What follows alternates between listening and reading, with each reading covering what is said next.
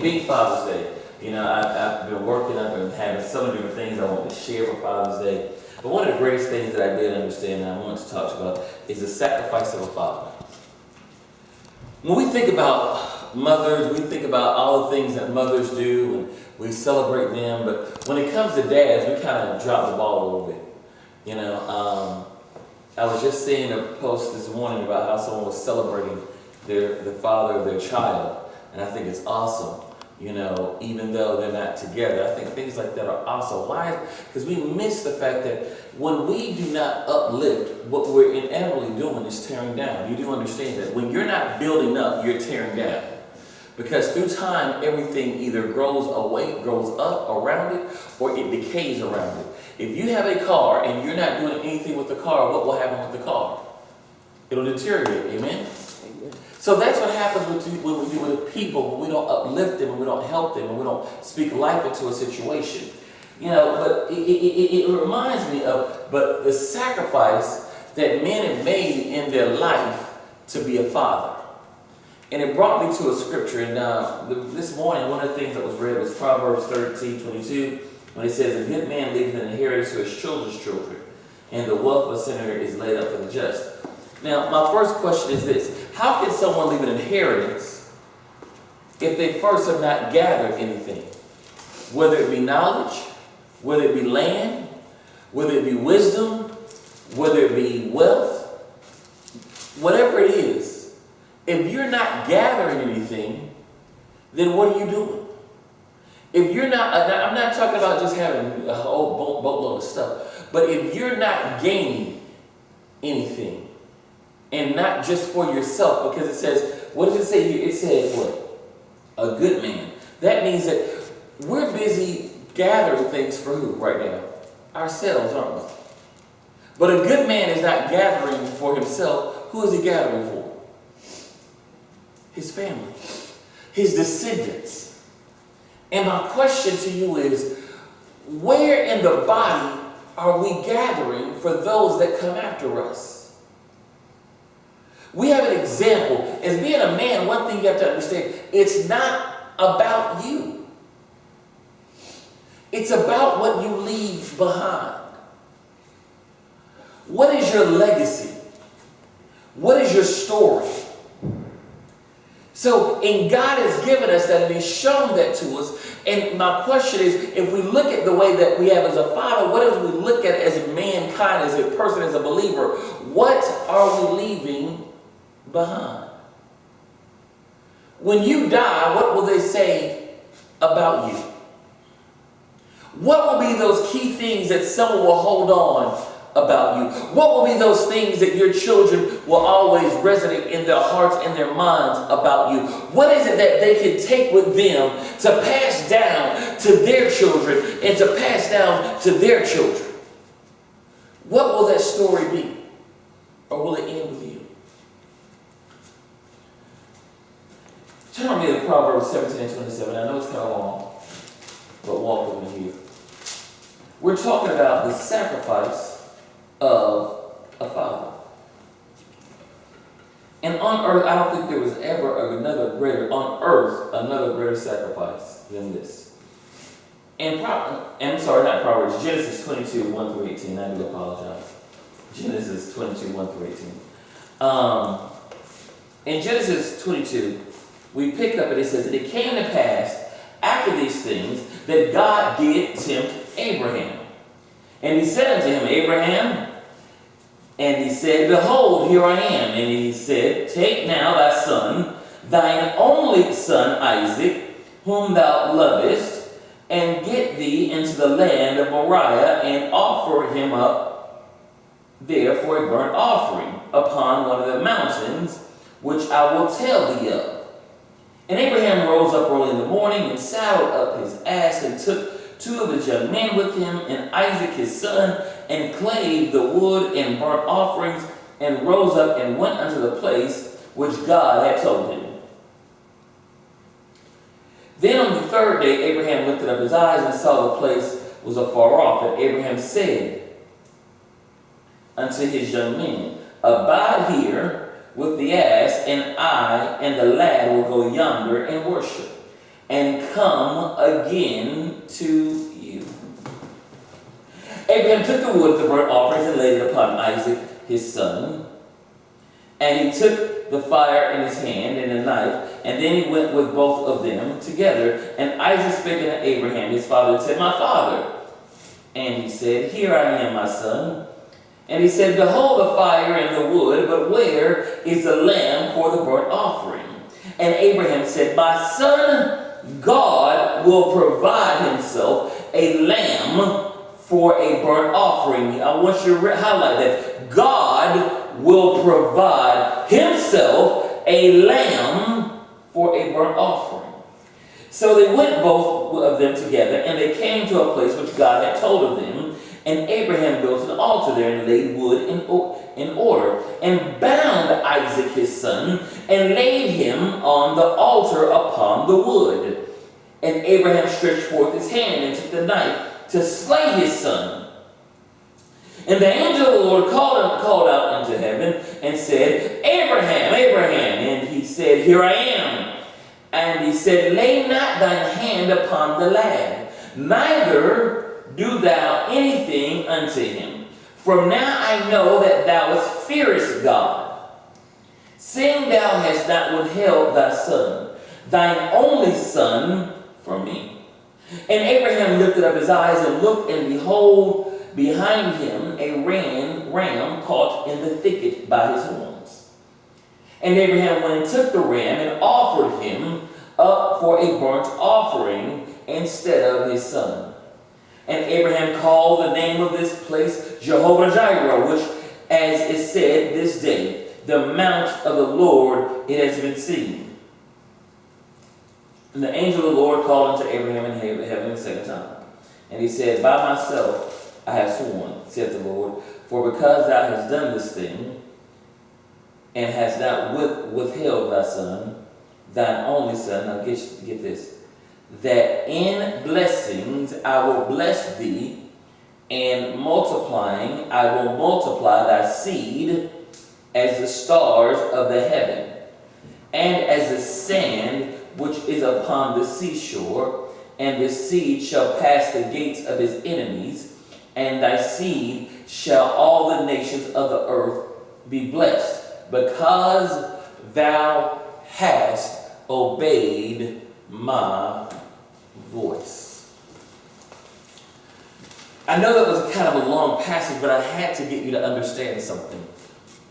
What we have here in the very beginning is Abraham, remember who was first Abram, and he was a man of age, and had a wife named Sarai, and they were visited by the angel of the Lord, and they were told they would have a child, and Abraham would be the father of many nations. He said that as many stars there in the sky, okay, that will be his lineage. This is what was promised to him.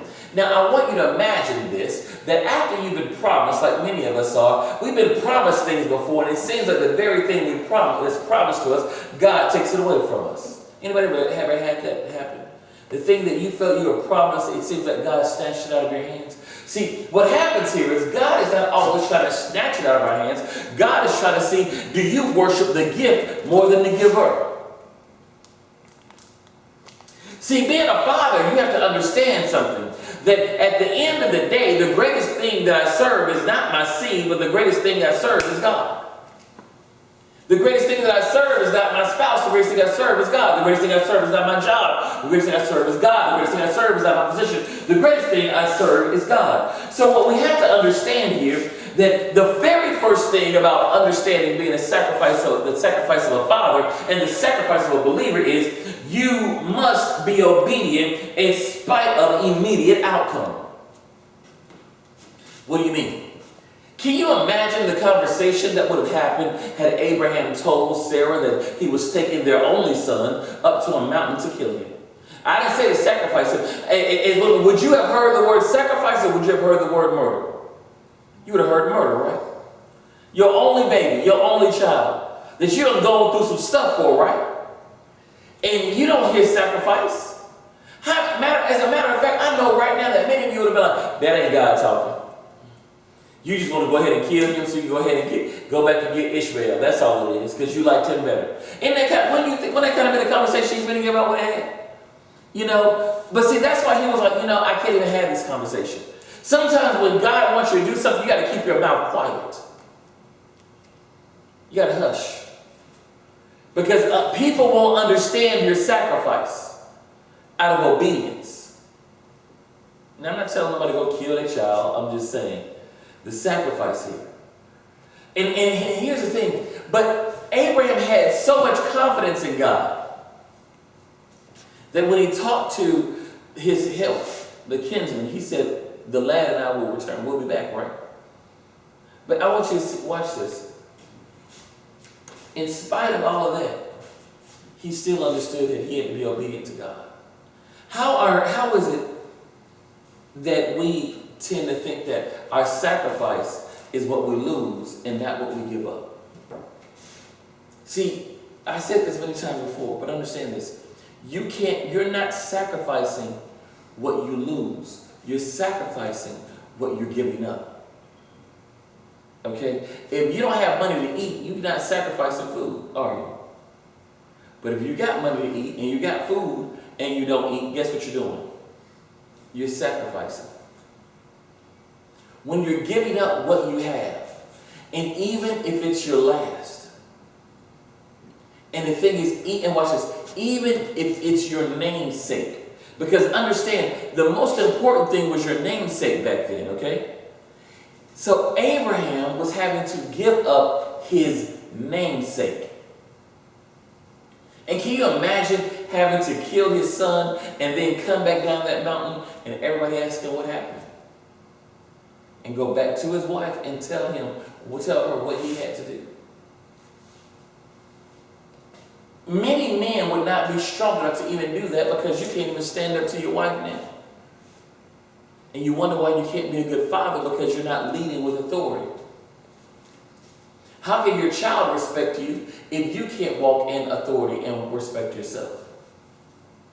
How can you bow down as the man and let the woman have rulership over you, which is out of the order of God, but yet you want your children to respect you? How can you walk out of a house because of the fact that you're upset because of how this woman is treating you, and you feel that, well, I'm just going to leave since they won't listen to me? Is that what God would do? Is that what a man does? What kind of boss would leave a company because the employees aren't listening? That's a piss poor boss, isn't it? Sometimes you got to establish your authority, don't you? You have to realize that you're in position and you're in power. You have to walk in that, don't you? God doesn't have a problem walking in that, does he? So why is it as believers we begin to, and I know you say, well, are we talking about fathers, or are we talking about believers? What are we talking about? Because see, it's the same thing. We have to walk in that same spiritual authority. Why is it as believers we allow the world to tell us what we're doing? We'll walk in a situation knowing that what God has given us. Some of y'all know God has given you command over certain situations, right? And why is it you allow the world to tell you what's wrong? Why do you allow the world to change you? Why do you allow the world to placate against you? And you walk away with your tail tucked between your legs? Because you're afraid of what you may lose. Sometimes what you may lose is not about a person, it may be your pride. Many times we go through things we don't want to sacrifice because we feel that I don't want someone to look at me less than. I don't want somebody to feel that they got the upper hand on me. Guess what? If you sacrifice it and give it up, you might realize the true person is the person that can yield the power.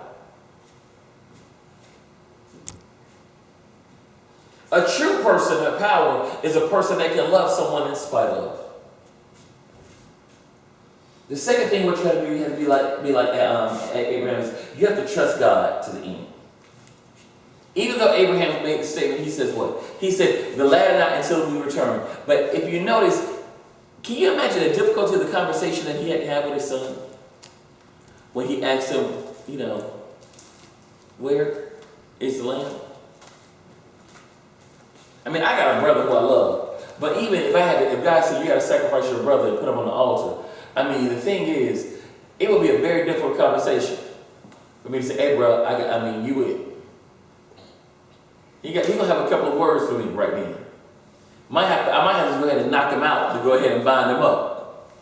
But can you imagine that? Wouldn't that be a difficult? Some of us have a hard time telling our kids we can't get them what they want for their birthday. And you talk about having a hard time trying to tell your child you're going to sacrifice them to God. Some of y'all going crazy because you can't give your child everything they want. And you talk about you can't give them a sacrifice to God. You know, I was having a conversation yesterday. You know, with my wife, we were talking about Jéan, and we were talking about stories. And I made a statement. Going past, it was in College Park, and we was going down the street.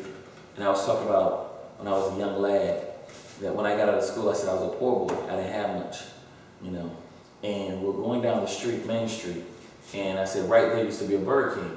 Whenever I got out of school, every day I would get out of school and I would get a hamburger and a small fry and a cup of water, and it'd be $1.04. Yeah, I couldn't get no cheese. We had cheese at home, but I had to eat it right then. Okay, cheese was extra.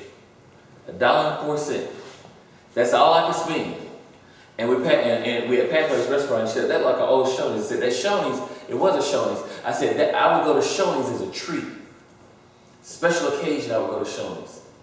I said I was a poor boy, I didn't have much. You know, and she was like, but you went to Woodward Academy. Really?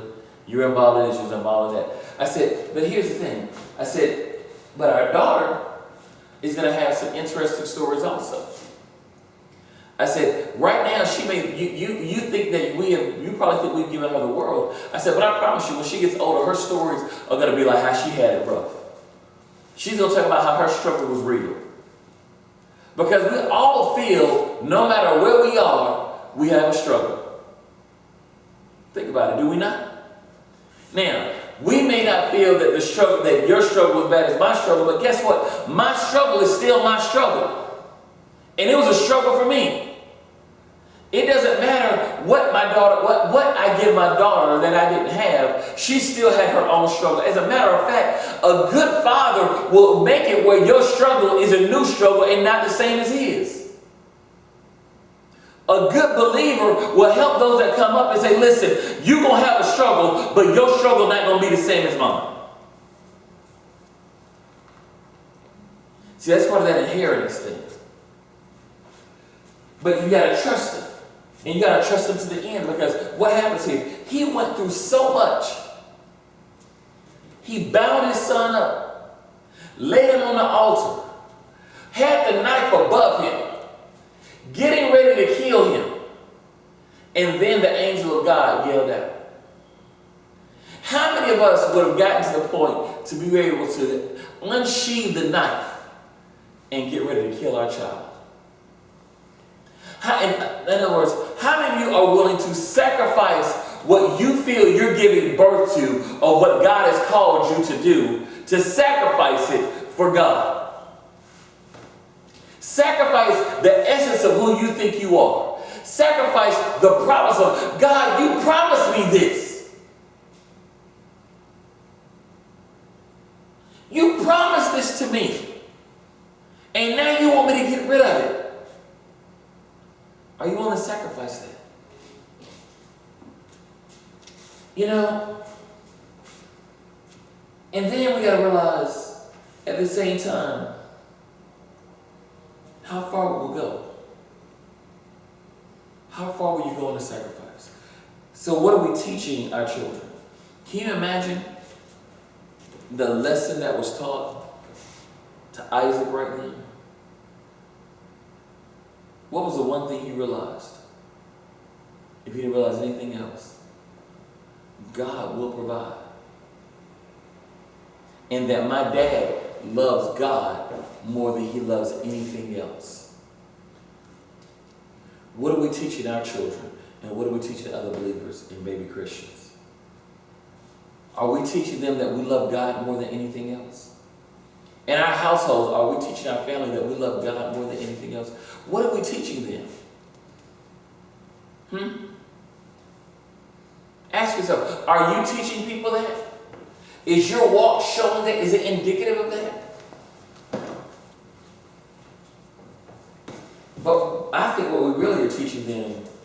is what is called a T-ball theology. Everybody knows what T-ball is, right? You know, playing baseball. It's not quite baseball. They have a little tee, you put the ball on it, swing it. I think many of us are doing that same thing. We're teaching people not to handle the fast pitch, not to handle the curveball, not to handle real play. Matter of fact, we're not even teaching people how to pitch. Just play in the outfield and wait for the ball to come to you. Okay? We're not preparing them for battle. And then at the end of the day, what happens at the end of the season with T-ball, at T-ball? Everybody wins, don't they? Everybody gets a trophy. Everybody name get called. Those aren't winners. Okay? Everybody can't win. Everybody won't win. I was sharing with my brother this morning, and he was making a statement to me. He says, bro, I told him, I said, dude, you're better than who you are.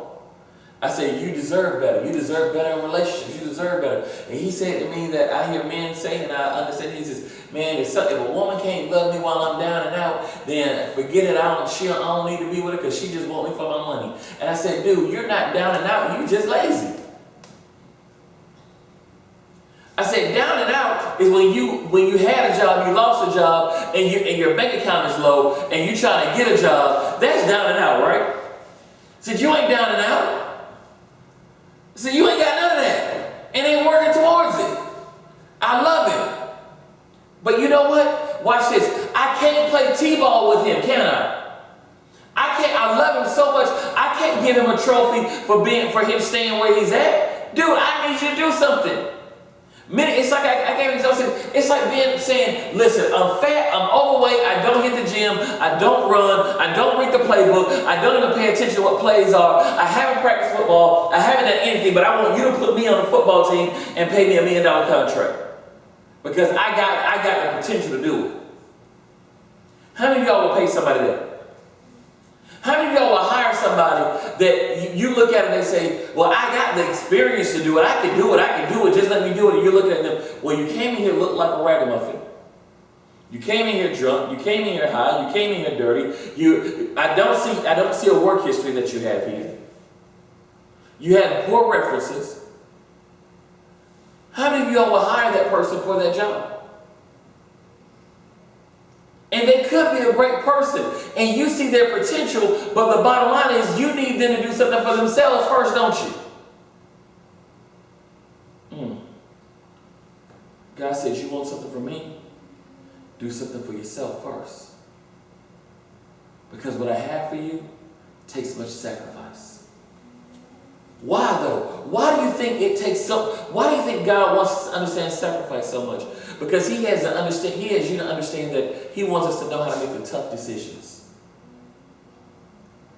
Because many of us, if God bless you with multi-millions of dollars, you would give it away to everybody. And God said, I ain't trying to bless all of them.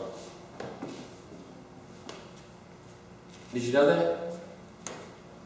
Many of you, it's the sacrifice of your own self, your own personal attitude. Many of you have not made it where God wants you to make it at because you still have attitudes and vendettas and things like that, and you won't let go. He's saying, let it go. Let it go. Sacrifice yourself. Then the obedience, because the obedience is worth the payout. If you notice at the very end, what happened? He says that in blessings I will bless thee, and in multiplying I will multiply. Let's see. He said that in blessings I will bless. He said, I'm gonna bless your blessings. How many people want their blessings blessed? It's one thing to be blessed, right? It's another thing for your blessings to be blessed. That means when you got it, it's impregnated with something else. You know, matter of fact, let me give you a prime example. Blessing your blessing is like someone saying, guess what? You just got a brand new house. And you like, oh, paid for. Oh, 3-car garage. Oh,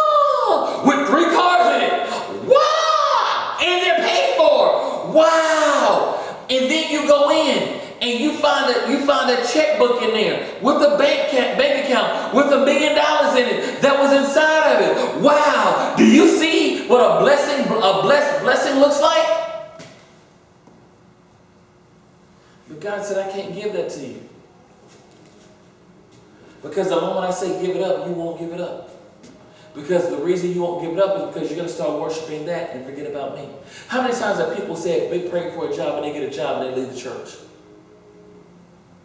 How many times you say, God, if you get me out of this situation right now, I promise I'll never get back in it again, and give them 2 years of where they at? And right back doing it again, right? Y'all see that, right? God said, I can't trust you.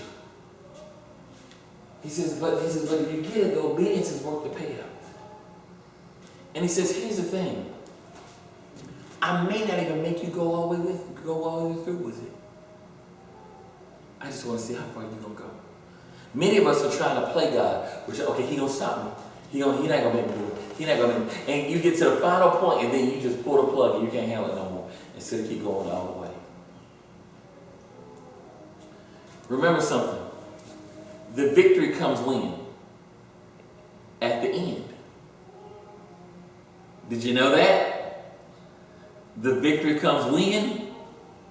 Say it again. Victory comes when? At the end. In the end. Have you reached your end yet? So why are you giving up?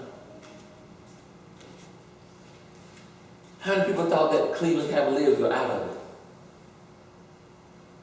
They thought they were done.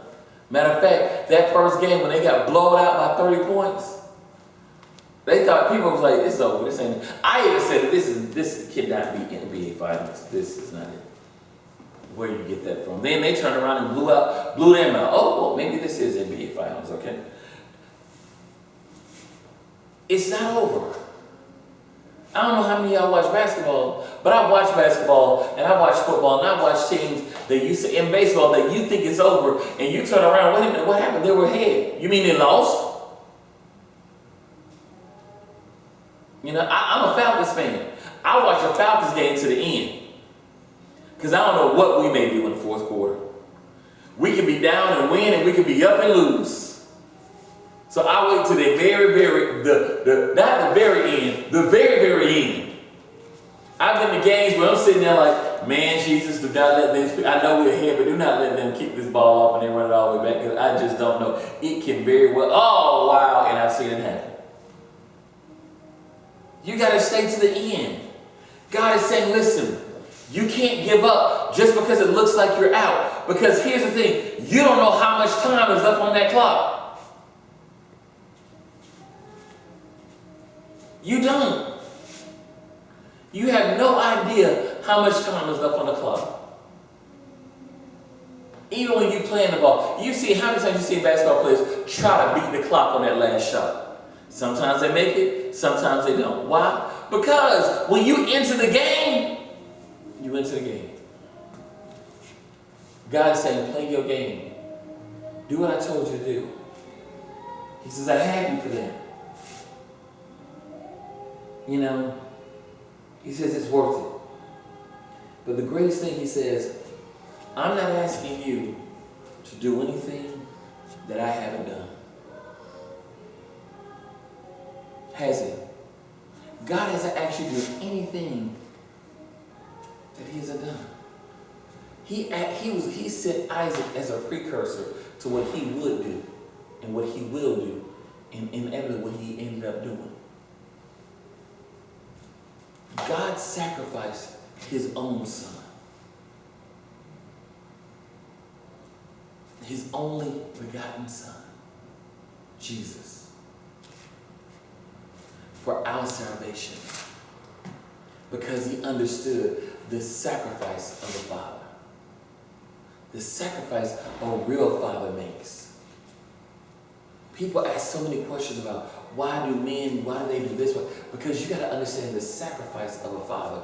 A real father, a real man is going to stay and see some things out, even though it's uncomfortable, even though it hurts them, even though it kills them, even though it denies them, even though it denies them, they will see it out.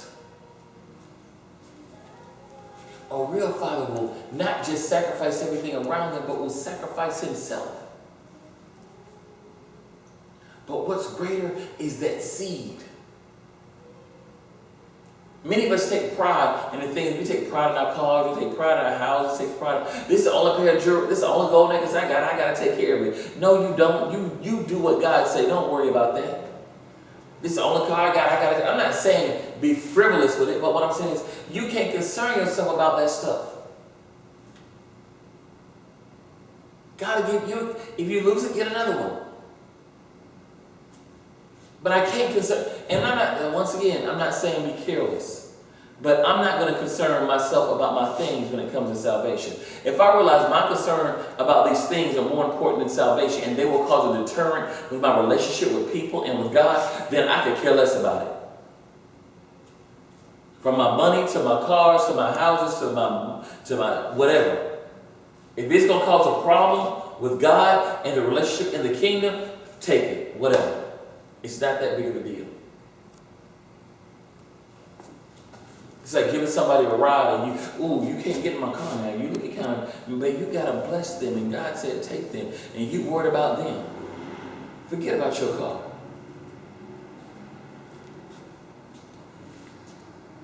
You can't concern yourself about that. God made the greatest sacrifice. And he did that by giving up his son.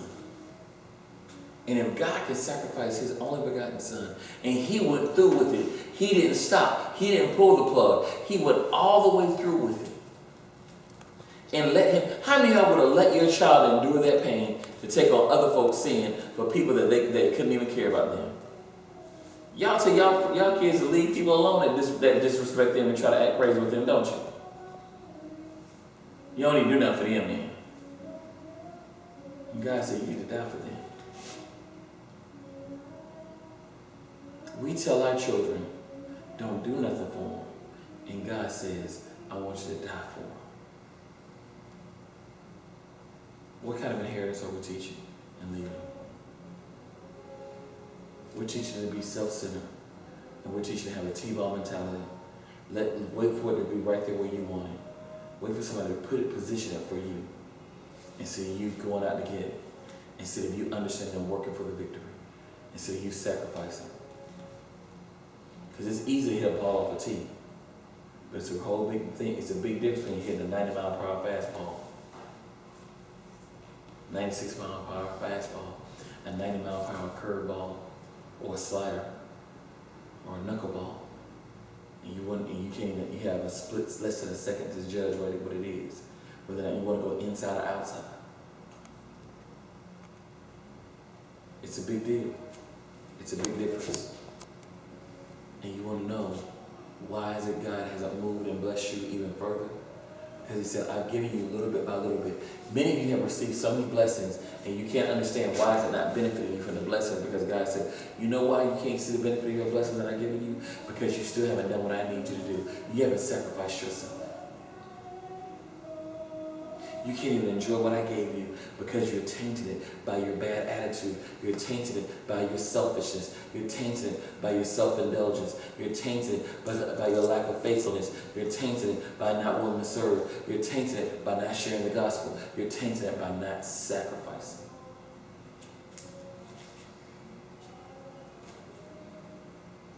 What are you going to do? We're going to blame everybody else? Or we're going to look inward and realize we got to make the tough decisions. And we got to sacrifice. This Father's Day, for men that are watching, or whenever you're watching this, you have to be a man about it. You got to take those hits. You got to sacrifice. In spite of what anybody else says. Believers that are watching, you got to understand. You got to take that sacrifice. God's already done it for you. So why can't you do it for yourself? Amen? Amen. Let us stand.